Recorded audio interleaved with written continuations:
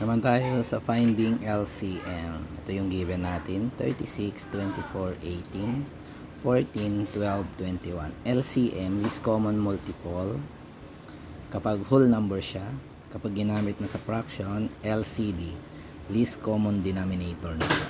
So, same lang yung LCM sa LCD. So, dito, 36, 24, and 18. So, kunin natin ang LCM. Mag-iisip tayo ng number na pwedeng i-divide sa 36, 24, and 18. So, ang divisible dyan ay 6.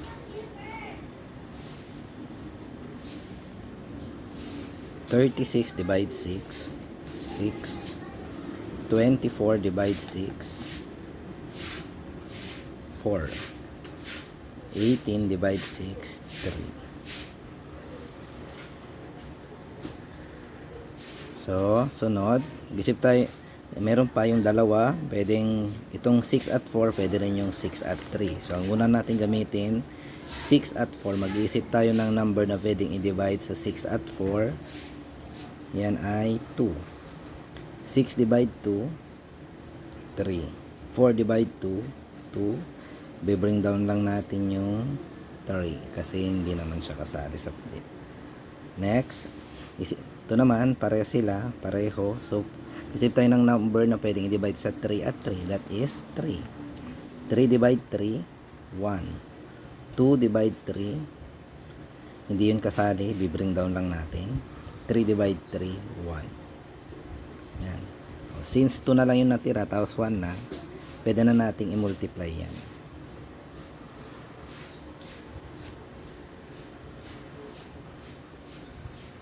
Oh, 6 times 2, 12.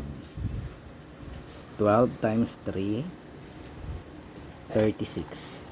36 times 1, 36 times 2, that is 72. Ang LCM natin ay 72.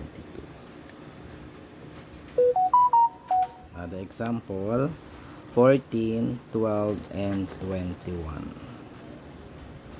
So, anong pwede dyan? Pwedeng dalawa lang muna kung hindi pwedeng tatlo. So, ang gagamitin muna natin yung pwedeng 14 at 12, pwede sa 2 yan. 12 at 21, pwede rin siya sa 3. 14 at 21, pwede rin sa 7. So, 7 na lang. 14 divide 7, 2.